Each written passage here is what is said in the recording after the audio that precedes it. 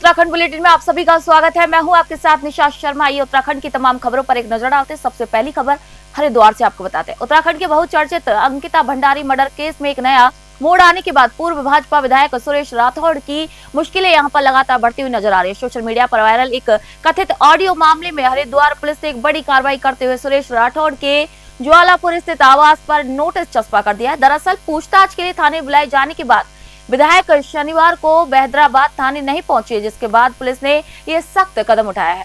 Viral audio में सुरेश राठौड़ कथित तौर पर एक्ट्रेस उर्मिला सनावर से बातचीत में भाजपा के राष्ट्रीय महासचिव दुष्यंत गौतम का नाम लेते हुए सुनाई दे रहे हैं, जिसमें अंकिता हत्याकांड की रात उनकी मौजूदगी का दावा किया गया है। इन सनसनीखेज खुलासे के बाद सुरेश राठौड़ और उर्मिला पर 2 FIR दर्ज की गई है। पूरे उत्तराखंड में अब इस VIP गेस्ट का नाम उजागर करने और मामले की CBI जांच की मांग को लेकर लगातार प्रदर्शन तेज हो गए हैं। अगर पूर्व विधायक अब भी पुलिस के सामने पेश नहीं होते हैं तो उनकी गिरफ्तारी की तलवार लटक सकती है। तनवीर अली की रिपोर्ट आपको दिखा रहे हैं।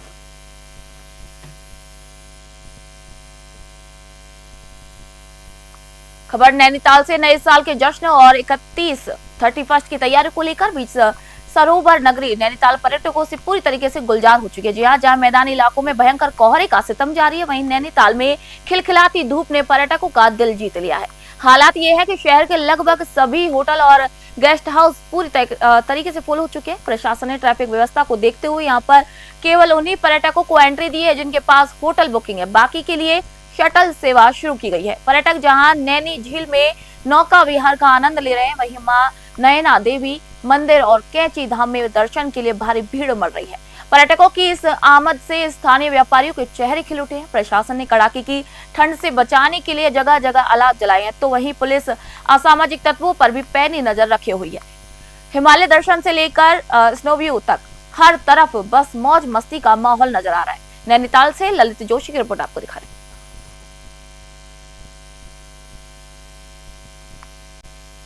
खबर चमोली से। चमोली के नारायणबगड़ स्थित श्री गुरु राम राय पब्लिक स्कूल में वार्षिकोत्सव की धूम रही। थराली विधायक भूपाल राम टमटा और ब्लॉक प्रमुख गणेश चंदौला ने दीप प्रज्वलित कर इस समारोह का शानदार आगाज किया। स्कूल के छात्र छात्राओं ने अपनी बहुमुखी प्रतिभा का यहाँ पर प्रदर्शन करते हुए गढ़वाली, कुमाऊनी, पंजाबी और हिमाचली लोक गीतों पर एक से बढ़कर एक यहाँ पर रंगारंग प्रस्तुतियां दी। विशेष रूप से नंदा देवी राजजात की प्रस्तुति ने दर्शकों का दिल जीत लिया, खूब तालियां बटोरी। इस अवसर पर मेधावी छात्रों को पुरस्कृत भी किया गया। विधायक टमटा ने विद्यालय के विकास के लिए यहाँ पर सड़क कनेक्टिविटी और ग्राउंड टाइल्स हेतु 4.5 लाख रुपए की आर्थिक सहायता की यहाँ घोषणा की, जिसके लिए प्रधानाचार्य SS चौहान ने उनका आभार भी व्यक्त किया। छोटे बच्चों के हुनर और सांस्कृतिक विरासत की इस झलक ने पूरे क्षेत्र को मंत्रमुग्ध कर दिया। चमोली से सुरेंद्र धनित्रा की रिपोर्ट आपको दिखा रहे हैं। के शुभ अवसर पर SGRR पब्लिक स्कूल नारायणबगड़ की तरफ से समस्त यहाँ पर उपस्थित हमारे मुख्य अतिथि से लेकर के हमारे समस्त अतिथियों का हार्दिक स्वागत और अभिनंदन करते हुए उन सबको बधाई देता हूँ कि आज आप यहाँ पर हमारे बच्चों का उत्साहवर्धन करने के लिए बड़ी संख्या में यहाँ पर आए और बच्चों के द्वारा अपने मनमोहक कार्यक्रमों के द्वारा और अपनी प्रस्तुतियों के द्वारा सबका मन मोह लिया गया। हमारे विद्यालय का मेन उद्देश्य शिक्षा के साथ साथ बच्चों की छिपी हुई प्रतिभा को भी मंच प्रदान करना है और सिर्फ किताबी ज्ञान तक सीमित न रखते हुए हम बच्चों को उनके सर्वांगीण विकास पर फोकस करते हैं और हम उन्हें आने वाले भविष्य के लिए उन्हें एक देश का जिम्मेदार नागरिक बनाने के लिए हमेशा तत्पर और जो है दृढ़ संकल्प है। और इसमें हमारा मिशन हमेशा से ही हमारे जो परम पूज्य महाराज जी का जो विजन है कि लोकल रूरल एरियाज में स्पेशली जो होने ये हमारे दूरस्थ एरिया में जो नारायणबगड़ SGRR पब्लिक स्कूल है, इसका मेन मोटिव ये है कि रूरल एरियाज के प्रत्येक गरीब से गरीब तबके के विद्यार्थी को भी एक जो है आज की मॉडर्न एजुकेशन कम दाम पे यहाँ पर मुहैया हो। SGRR Public School for Narayanpur 20. Today we celebrate our 10th annual day. Our teachers very well and we participate in many programs like Charif Defines, Sekayog, Satyog, Kanyog and many more. Teachers and all the guests who come here and give us very gracious time to us. अपने पहाड़ के प्रति जो सोच है उस सोच के लिए क्षेत्र का जन सेवक होने के नाते मेरी भी कई बार उनसे अपेक्षाएं रहती हैं और उस संबंध में मेरा बराबर उनसे मिलना जुलना रहता है। तो मैं सबसे पहले सरदेव महेंद्र जी को उनके इस विद्यालय परिवार के बीच उनको सादर प्रणाम करना चाहता हूं, नमन करना चाहता हूं कि आपकी जो अपने माटी के प्रति, जो इस पहाड़ के प्रति, सुदूरवर्ती ग्रामीण क्षेत्रों के प्रति जो आपकी भावना है, उत्सव के शुभ अवसर पर SJRR पब्लिक स्कूल नारायणगढ़ की तरफ से समस्त यहाँ पर उपस्थित हमारे मुख्य अतिथि। खबर रुद्रपुर से आपको बता रहे, तराई केंद्रीय वन प्रभाग की टीम ने आज तड़के एक बड़ी कार्रवाई करते हुए अवैध लकड़ी तस्करी के नेटवर्क को ध्वस्त कर दिया। रविवार तड़के करीब 3 बजे SOG और पीपल पड़ाव रेंज की संयुक्त टीम ने गदरपुर के एक सीड प्लांट पर छापेमारी की। यहां से 150 क्विंटल बेशकीमती अवैध खैर की लकड़ी से लदा एक ट्रक बरामद किया गया, जिसके अंतरराष्ट्रीय बाजार में कीमत करीब 20 लाख रुपए आंकी जा रही है। अंधेरे का फायदा उठाकर तस्कर मौके से फरार होने में कामयाब रहे, लेकिन विभाग ने ट्रक को कब्जे में लेकर प्लांट मालिक और अज्ञात तस्करों के खिलाफ वन अधिनियम के तहत मुकदमा दर्ज कर लिया। अधिकारियों का कहना है कि सर्दियों कोहरे का फायदा उठाकर माफिया सक्रिय हो जाते हैं, लेकिन वन विभाग की मुस्तैदी से उनके मंसूबे कामयाब नहीं होते। मैं आपको बता दें कि पुलिस अब भी फरार आरोपियों की तलाश कर रही है। गदरपुर से विनोद कुमार अग्रवाल की रिपोर्ट आप देख रहे हैं। 8 बजे मुझे मुखबिर, जी हाँ, 8 बजे मुझे मुखबिर खास का फ़ोन आता है कि एक बंधन पैलेस बैंक्वेट हॉल है, उसके पीछे एक सीड प्लांट है। राधा कृष्ण का हमें पता नहीं था, ये तो यहाँ आकर चला पता। तो बोले इसके अंदर खैर भारी मात्रा में जमा है। तो मेरे द्वारा यहाँ पर स्टाफ में को लेकर आया, तो बगल में एक चौकीदार है बैंक्वेट हॉल के, उनसे अंदर के चौकीदार को हमने फाटक खोलने के लिए कहा, तो उसने फाटक खोलने से इनकार कर दिया। उसके द्वारा बताया गया कि मालिक ने मना कर रखा है। तो मेरे द्वारा फिर स्टाफ को 1-2 लड़कों को अंदर भेजा। अंदर देखा तो एक खैर की गाड़ी, जिसमें एकदम गीला खैर है, पानी टपक रहा है, काफ़ी मात्रा पूरी भरी पड़ी है। सर, जो आपके जवान अंदर गए, कितना माल का अंदाजा लगा है? लगभग स्टाफ द्वारा बताया गया कि गीला माल है और 150 कुंटल के आसपास हो सकता है, कैंटर है। रात में यानी 27 तारीख की रात को लगभग 7:45 बजे एक GPS लोकेशन हमें मिली कि इस जगह में कोई लगभग खैर भरा ट्रक खड़ा है। सूचना पर हमने तत्काल अपनी जो नाइट ड्यूटी में जो स्टाफ तैनात था वो मौके में भेजा। उन्होंने उसकी जांच की तो वहाँ पर एक ट्रक की उपस्थिति पाई गई और उसके बाद देखा गया कि प्लांट का मेन गेट बंद था। तो जो वहाँ के मालिक थे उनको बुलाया गया और देर रात करीब 2 बजे उन्होंने गेट खोला। गेट खोलने के बाद उसकी परिसर की तलाशी लेने पर वहाँ एक ट्रक टाटा का करीब 150 कुंटल लगभग खैर भरा हुआ अवस्था में वहाँ पर खड़ा था, जिसको अपने कब्जे में लिया और उसको अभी रेंज कार्यालय ले जाया गया है। उस पर जांच की जा रही है, वो माल कहाँ से आया, कैसे कहाँ ले जाया जा रहा था, कौन इसमें वांछित है, वो जांच की जा रही है और मौके से किसी की गिरफ्तारी नहीं है। सर, लगभग क्या अंतर्राष्ट्रीय खबर चमोली से आपको बता रहे हैं, देवभूमि उत्तराखंड के चमोली जिले से एक परेशान करने वाली खबर सामने आई है, जहां पर नगर पंचायत थराली के देवराड़ा वार्ड के ग्रामीण पिछले 7 सालों से महज 2 किलोमीटर की एक सड़क के लिए तरस रहे हैं।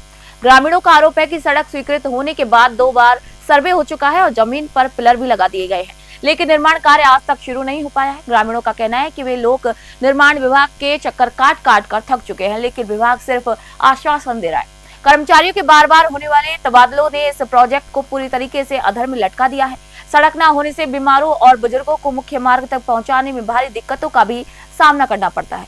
आक्रोशित ग्रामीणों ने चेतावनी दी कि अगर जल्दी निर्माण कार्य शुरू नहीं हुआ तो वे उग्र आंदोलन को मजबूर होंगे। चमोली से सुरेंद्र धनेत्रा की रिपोर्ट आपको दिखा रहे हैं।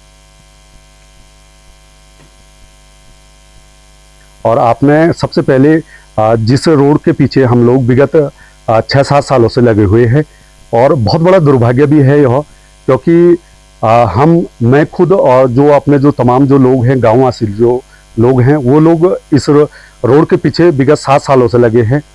यह रोड मात्र 2.5 किलोमीटर यह रोड है और ग्वालदम कड़प्याग राष्ट्रीय राजमार्ग धारी तोक से देवराड़ा सिद्धपीठ मंदिर भैंसरोथुक तक यह रोड 2017 में स्वीकृत हुई थी। पीडब्ल्यूडी ने इस पर 3 बार की इसकी सर्वे भी कर ली है और सर्वे करने के बाद पेड़ों की गिनती भी हो चुकी है, पेड़ों का छपान भी हो चुका है और जॉ पिलर भी पड़ चुके हैं। दुर्भाग्य इस चीज का है कि 3 बार की सर्वे होने के बावजूद, जॉ पिलर लगने के बावजूद भी अभी तक यह रोड यहाँ पर नहीं पहुँच पाई है। मैं स्थानीय निवासी जय मां नंदा देवी धाम से बिलोंग करता हूँ। हमारी जो ये रोड की समस्या है, ये सन 2017 में यहाँ पे स्वीकृत हो गई थी। 3 सर्वे विभागीय अधिकारियों द्वारा यहाँ पर किए गए हैं। यहाँ तक कि पिलर भी यहाँ पे स्थापित कर दिए गए हैं। सारे मानक पूर्ण होने के उपरांत भी अभी तक यहाँ पे रोड स्वीकृत नहीं हो पाई है, जो कि बहुत ही खेदपूर्ण है, निराशाजनक है।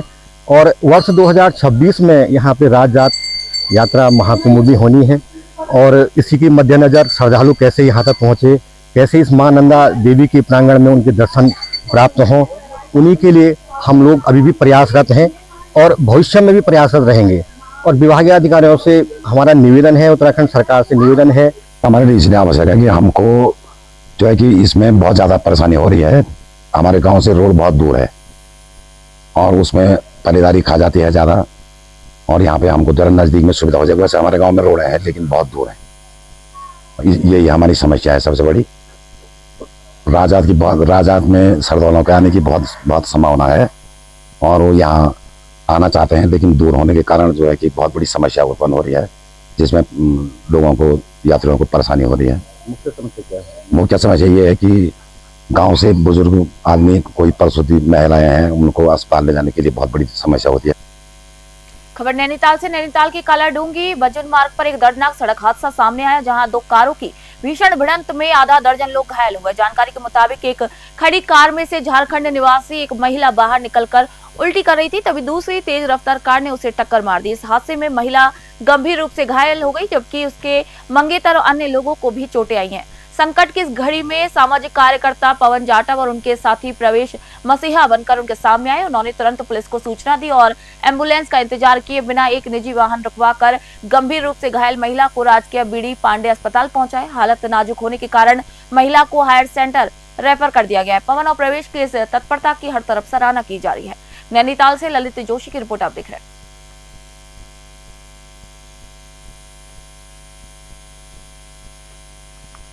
खबर बाजपुर से। उधम सिंह नगर के बाजपुर में अंकिता भंडारी हत्याकांड को लेकर एक बार फिर सियासत और जन आक्रोश उबल पड़ा है। कांग्रेस कार्यकर्ताओं ने किसान कांग्रेस के प्रदेश अध्यक्ष हरमिंदर सिंह लाड़ी और विधायक प्रतिनिधि डीके जोशी के नेतृत्व में भाजपा सरकार का पुतला फूंककर जोरदार प्रदर्शन किया। प्रदर्शनकारियों ने मांग की कि इस हत्याकांड की जांच सुप्रीम कोर्ट के न्यायाधीश की निगरानी में सीबीआई से कराई जाए। हरमिंदर सिंह लाड़ी ने सरकार पर तीखा हमला बोलते हुए कहा कि अंकिता की हत्या सत्ता संरक्षित दरिंदगी का एक नतीजा थी। उन्होंने आरोप लगाया कि भाजपा से जुड़े प्रभावशाली लोगों को बचाने के लिए एसआईटी जांच में वीआईपी गेस्ट का नाम उजागर नहीं किया गया। लाड़ी ने सवाल उठाया कि धर्म और मर्यादा की बात करने वाली सरकार के राज में बेटियां असुरक्षित क्यों हैं। कांग्रेस ने साफ चेतावनी दी कि जब तक अंकिता के हत्यारों को फांसी नहीं मिलती है, वीआईपी का चेहरा बेनकाब नहीं होता, आंदोलन जारी रहेगा। बाजपुर से सलीम रजा की रिपोर्ट आपको दिखा रहे हैं। देखिए, उत्तराखंड में बहुत, उत्तराखंड का हमारा हिंदू मुस्लिम सिख ईसाई सब शर्मिंदा है। अंकिता भंडारी का जो बलात्कारी को अभी तक कोई कार्रवाई नहीं की गई। हमें आज मांग करिए कि गट्टू को फांसी दो और ये सरकार को रिजाइन देना चाहिए, क्योंकि ये सरकार जो है बलात्कारी सरकार है, ये सरकार भ्रष्टाचारी सरकार है, चरम सीमा पर भ्रष्टाचार है। हमारी बहनें, हमारी बिटिया यहाँ पर सुरक्षित नहीं है और इनको तो खुद ही शर्म आनी चाहिए कि इनको तो खुद रिजाइन करना चाहिए। और हम तो ये मांग करते हैं कि गुट्टू को फांसी दें और अंकिता भंडारी को न्याय दें। इसलिए और इसकी जांच हाई कोर्ट के जज द्वारा सीबीआई की जांच की जाए, ये हमारी मांग है। तभी तो दूध का दूध, पानी का पानी ऐसे ये कहते हैं बेटी और मांग है। इसलिए हम सब इकट्ठे हुए हैं और ये आंदोलन रुकने वाला नहीं है। ये आंदोलन पूरे पहाड़ का आंदोलन है, ये पूरे उत्तराखंड का आंदोलन है और ये हो धीरे धीरे हिंदुस्तान का आंदोलन हो। खटीमा से खबर आपको बता रहे हो। उधम सिंह नगर के खटीमा से एक दिल दहला देने वाली खबर सामने आई, जहां पर चकरपुर निवासी 43 वर्षीय गीता देवी ने लाल कोठी के पास शारदा नहर में छलांग लगा दी। बताया जा रहा है कि महिला पिछले करीब 1.5 साल से मानसिक रूप से अस्वस्थ थी और भोजीपुरा में उनका इलाज चल रहा था।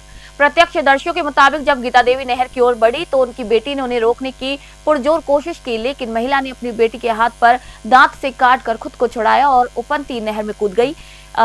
झनकिया पुलिस को एसएसबी के माध्यम से सूचना मिली, जिसके बाद जल पुलिस और एसडीआरएफ की टीमें मौके पर बुलाई गई। फिलहाल रेस्क्यू अभियान जारी है, लेकिन अभी भी महिला का शव बरामद नहीं किया गया।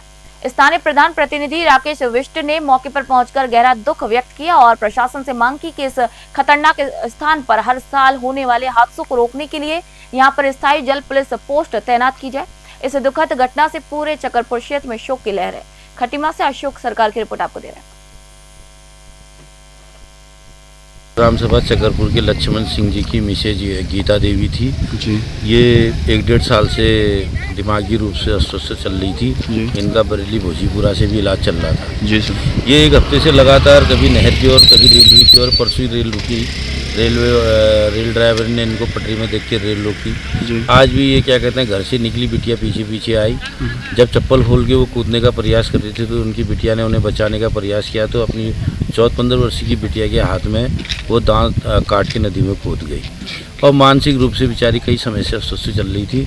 और मैं प्रशासन से ये अनुरोध करूँगा कि यहाँ पर हमारे लगभग साल में 25-30 लोग हर साल यहाँ पर मरते हैं। एक अस्थायी जल पुलिस चौकी की यहाँ पर व्यवस्था की जाए, जिसमें 24 घंटे 2-3 सिपाही यहाँ पर जल पुलिस के रहें। अगर ऐसी व्यवस्था हो गई तो यहाँ पर कम से कम 25-30 लोगों को मरने से हम हर साल बचा रहा हूँ कि साल में हमारे यहाँ 25-30 लोग इस नदी में, ये सुसाइड पॉइंट बन चुका है लाल।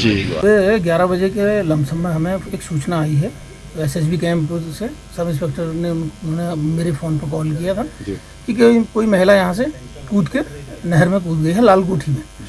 इस सूचना पर मैं पूरे दल बल के साथ मौके पर गया हूँ। वहाँ लोगों से पूछा, उसका पति लक्ष्मण सिंह निवासी चकरपुर आ गया था। तो उन्होंने बताया कि जो महिला ने कूद मारी है तो उसका नाम गीता देवी है, उम्र 43 ईयर्स ओल्ड है और उसने वहाँ से कूद मारी है पुल में खड़े होकर। फिर मैंने जल पुलिस भी बुला ली है और एसडीआरएफ भी बुला ली है, तो सर्चिंग जारी है हमारी। सर, ये उसके पति लक्ष्मण सिंह द्वारा बताया गया कि उसकी मानसिक हालत सही नहीं है, उसका इलाज भोजीपुरा से चल रहा है, तो जिस कारण वो काफ़ी दिनों से परेशान थी। आज वो आई, अपने पीछे उसकी बेटी भी आई, पर वो कूद के उसने आत्महत्या करी है। अभी बॉडी मिली नहीं है, सर्चिंग जारी है हमारी। खबर लालकुआं से। अंकिता भंडारी हत्याकांड में नया ऑडियो वायरल होने के बाद उत्तराखंड की सियासत एक बार फिर गर्मा गई। लालकुआं में कांग्रेस कार्यकर्ताओं ने नगर अध्यक्ष भुवन पांडे के नेतृत्व में विशाल कैंडल मार्च निकालकर सरकार के खिलाफ जमकर नारेबाजी की। पूर्व कैबिनेट मंत्री हरीशचंद्र दुर्गापाल ने आरोप लगाया कि सरकार के इशारे पर वीआईपी आरोपियों को बचाया जा रहा है, लेकिन अब वायरल ऑडियो ने भाजपा के वरिष्ठ नेताओं की संलिप्तता की पोल खोल दी। वहीं कांग्रेस जिला अध्यक्ष राहुल छिंबाल ने चेतावनी दी कि अगर वीआईपी आरोपियों की तत्काल गिरफ्तारी नहीं होती है तो पूरे प्रदेश में उग्र आंदोलन किया जाएगा। वरिष्ठ नेता हरेंद्र बोरा ने बेटी बचाओ बेटी पढ़ाओ के नारे पर सवाल उठाते हुए मुख्यमंत्री से इस्तीफे और सीबीआई की जांच मांग की है।